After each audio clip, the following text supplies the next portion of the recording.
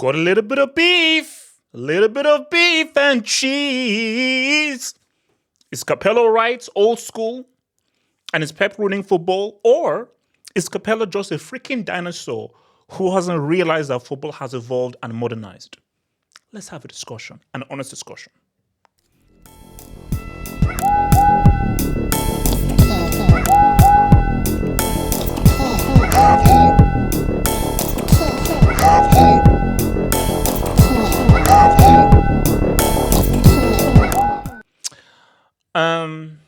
So let's see what's been said now, because obviously it was Capello talked, Pep has responded, and now there's been this back and forth. But I just thought that a lot of what's and also, guys, I want to come at this very objectively.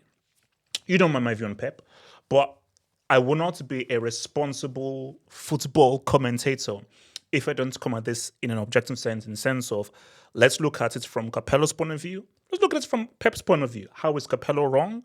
How is Pep wrong? How is Capello right? How is Pep right? So before we really delve into that, let's just look at Capello's full statements here. So let's just read it. So for me, Capello says Pep Guardiola has done a lot of harm into football, which I agree. I agree on that. That's me personally. You know what I don't like about Guardiola? His arrogance. Where have we heard that before? The Champions League he won with City is the only one where he didn't try anything funny in the decisive matches. This is true.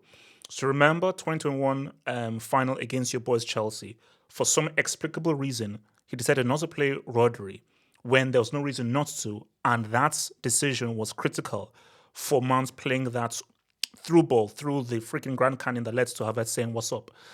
But all the other years in Manchester and Munich, on key days, he always wanted to be the protagonist. He would change things and invent them. So he would say, it's not the players who win, it's me. And that arrogance cost him several Champions Leagues. I respect him, but for me, it's clear. Besides, and he's not wrong there. Even City fans would say that a lot of times we lost, sometimes through individual errors, other times where you tinkered just for the sake of tinkering because you felt you needed to tinker because you wanted to be the main guy, the protagonist, where sometimes, like there's a saying in acting, less is more, and it just lets things just happen. Besides, even if it's no longer his fault, he has done lots of harm to football because everyone spends 10 years trying to copy him. And that's something I'm going to talk about, which is very key. It's ruined Italian football, which lost its nature. I said, stop. You don't have Guardiola's players. There's also, and that's something I want to come back to. You don't have Guardiola's players. What have I always said? Don't play a false nine if you don't have 2012 Spain or that Barca team. Because playing a false nine, you need very particular players. But guys are not playing false, and when you literally do not have the players to play this way. There's also the absurd idea that was all there was to do to play well. A disaster and also a boredom that's made many people flee from football. They only have to watch the highlights. Why are you going to watch 90 minutes of passes and horizontal passes without fighting, without running? Fortunately, football is changing. First of all, Spain changed it by winning the European Championship with 2 wingers and playing fast.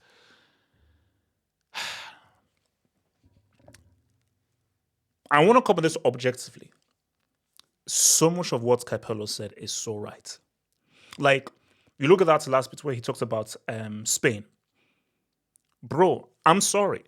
Now, the 08 to 2012 Spain team would beat the current team 100% because that Spain team were just excellent and they had probably the best group of midfielders that we've ever seen in football. Hence why they won a European Championship without a striker based on just their brilliant midfield minds. So David Silva, Iniesta, Fabregas, Xavi, all those dudes.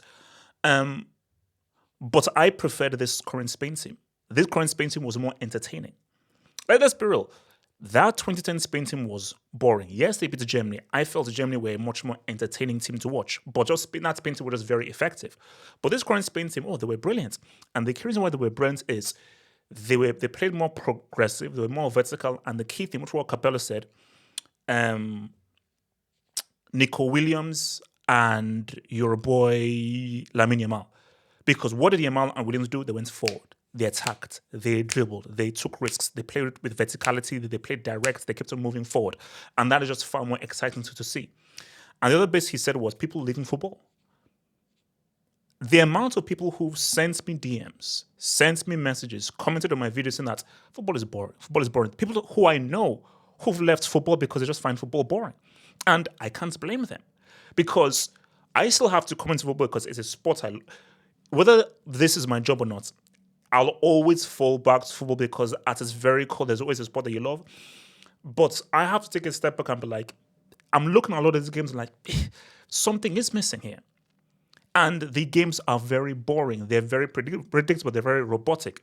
Because there's so much data being brought in, it takes away the excitement. So what is excitement? Unpredictability.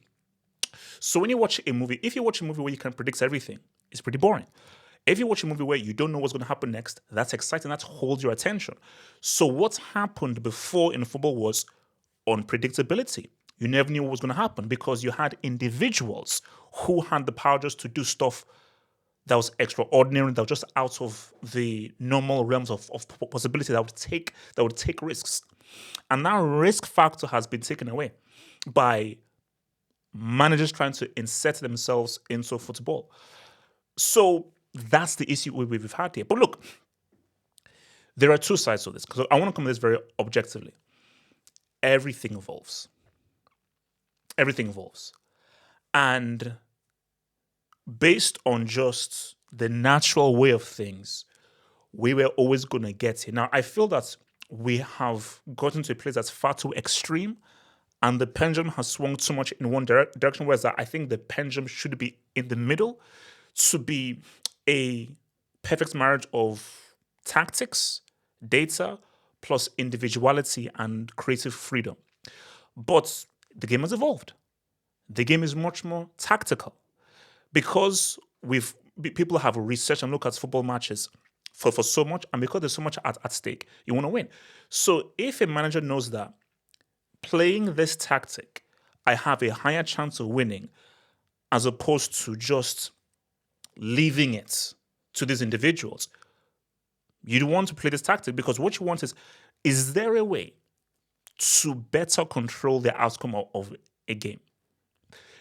You can never solve football. It's impossible. You can never solve football. You can never win 10 times out of 10. Never. You can never really win 9 times out of 10, specifically in a Champions League or international competition where there's now parity. Now, in a league, you can easily breastfeed a Lugo, Braunschweig, Pescara, or a Scunthorpe.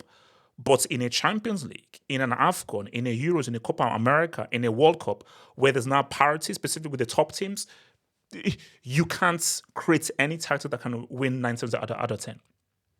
But what you want to do is, can I get close to that 9 out of 10?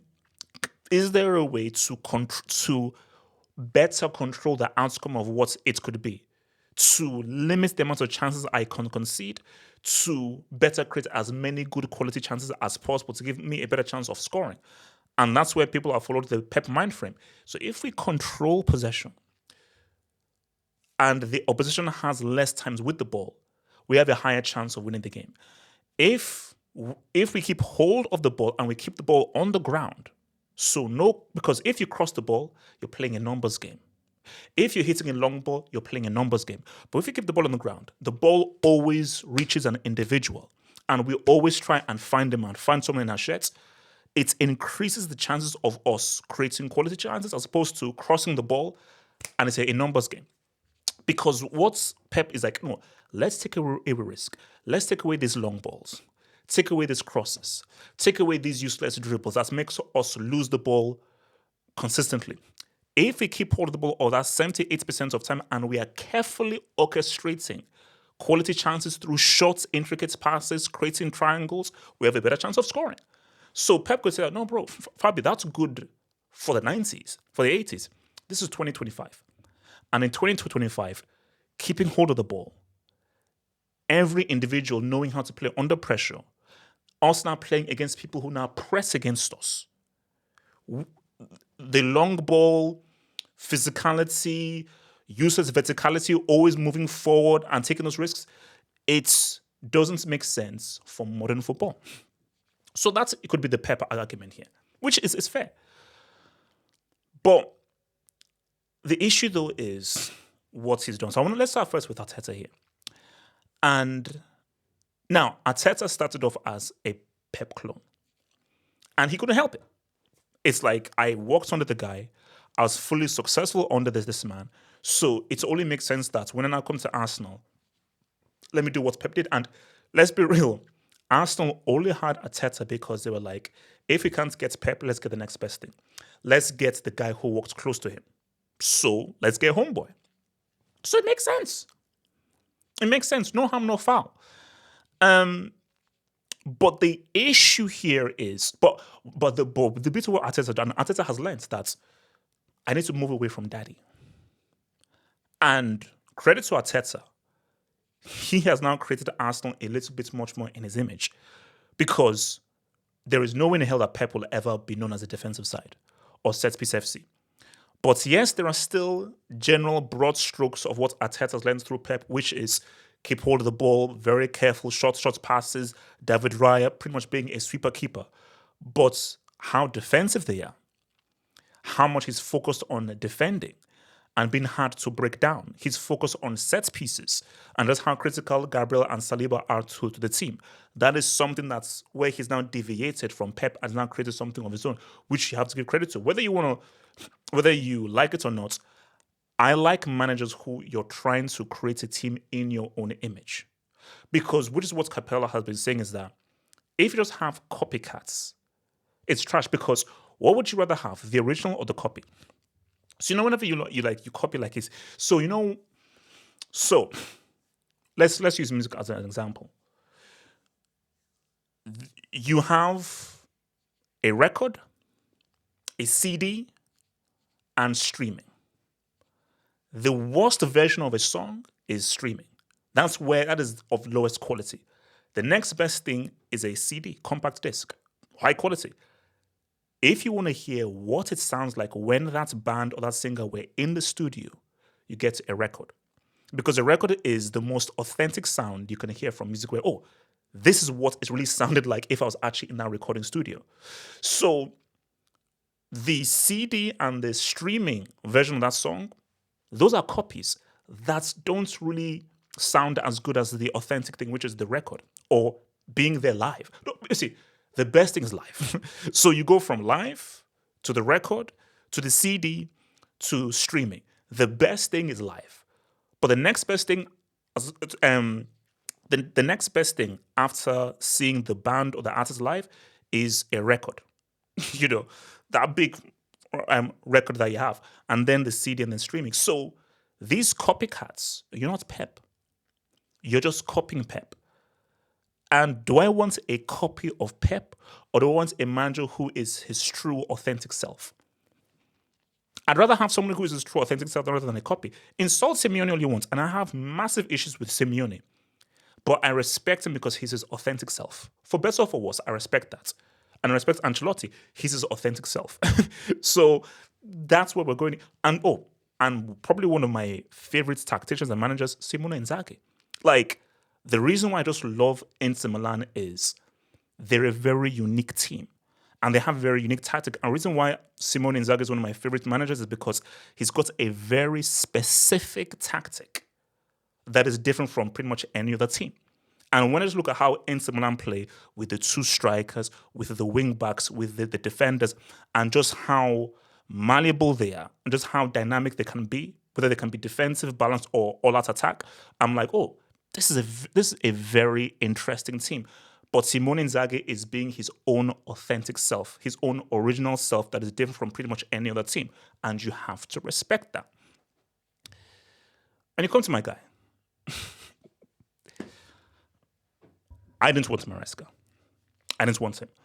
Another issue that Chelsea fans are having is inverted fullbacks, putting guys in weird positions just for the sake of doing it. This obsession of pass, move the ball around. And he got that from Pep. And the issue is I don't want, first of all, I don't really want Pep. But although if you can give me a league, but I sure still don't want a Pep clone. I don't want a side chick to Pep. So if I can't get the real thing, which is Pep, let me get something completely different that is fully authentic. So for Maresca, so now maybe Maresca can now morph into Arteta and now create something of his own, hopefully not defensive. But as of right now, we are just dealing with a very poor, starving, decrepit, useless, abandoned, bastard child's version of Pep Guardiola. you know, and why should Chelsea have a pretty messed up, useless version of someone else rather than just the best version of something that is unique? So, my thing here is this is for me, and I said I told you to be balanced here. Has Pep ruined football? You see, it has to be. It's not Pep's fault. That's the key thing. It is not Pep's fault. And I wish that Capello probably made that point clearer. Whether I like Pep's tactic or not, I respect it because it is honest of himself. I despised tiki-taka. I despised that Spain team. I despised them, but I respected it because I was like, no, this is a tactic. Guys, figure it out.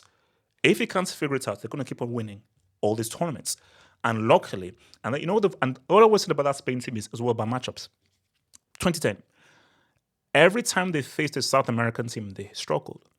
Remember when they faced Paraguay and how that game went, and when they faced Chile. So when they faced Chile in the group and when they faced Paraguay, because I knew that if Argentina somehow had beaten Germany, I think Argentina would have beaten Spain. Because South American teams have dribblers and they're much more direct and they're a lot more physical, as opposed to European teams that are a lot more balanced and a lot more passing. And the verticality and dribblers and guys who are much more direct, who don't need possession, are guys who would really harm that Spain team. But they never ran into a Brazil in the proper Brazil way, or an Argentina, or perhaps probably even an Uruguay. But I respected that. So for Pep Guardiola, I respect a manager who has his own true, unique, authentic way of managing. So, but the issue is the copycats. That's the issue. The beauty about football is there are many different ways to eat an orange. There are many different ways to eat an orange.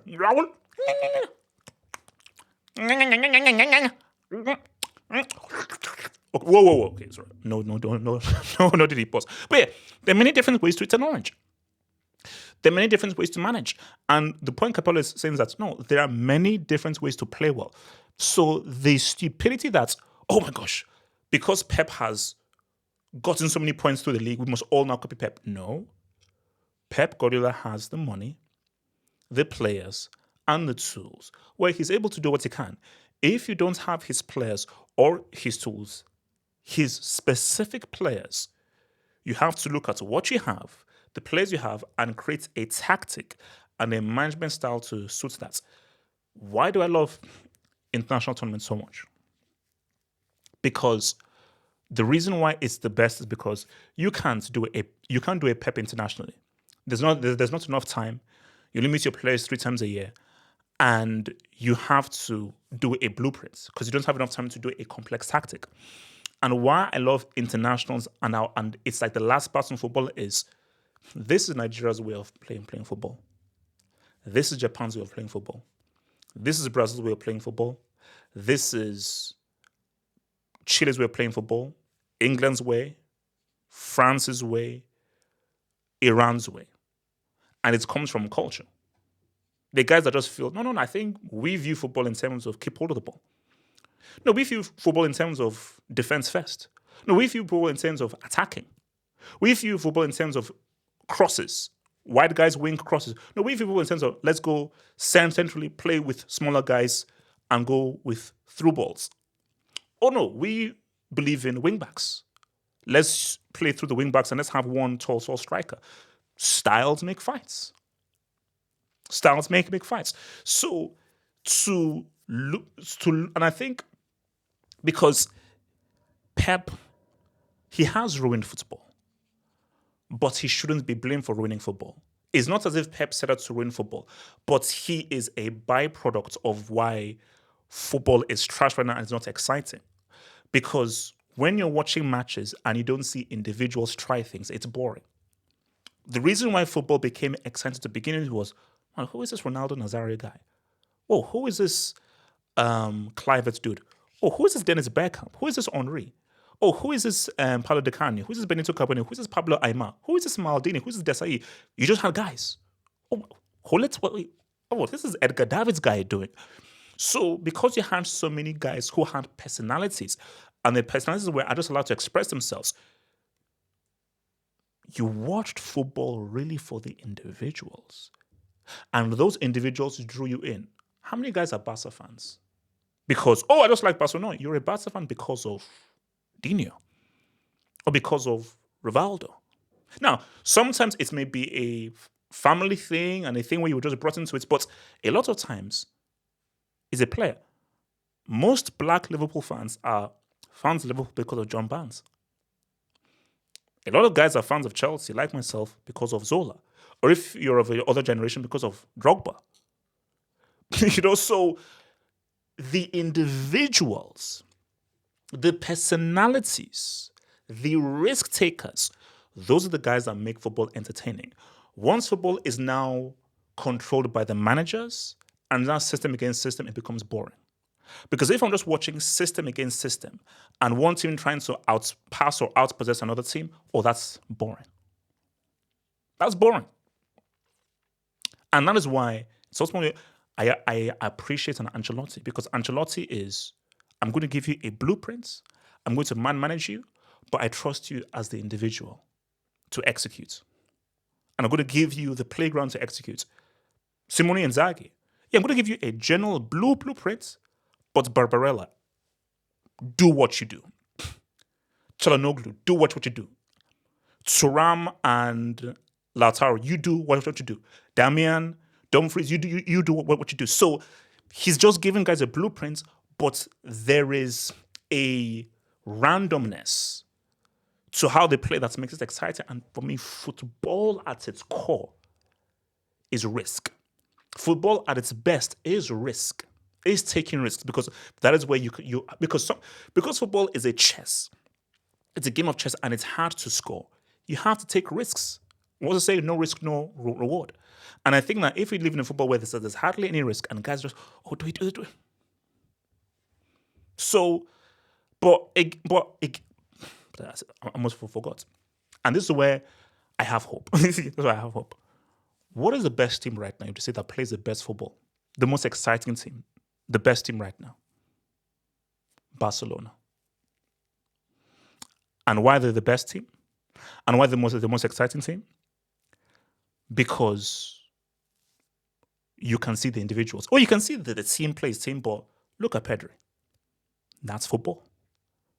Look at Yamal. That's football. Look at Coco Barsi. My God, look at what that guy is doing as a defender, as a ball-playing defender.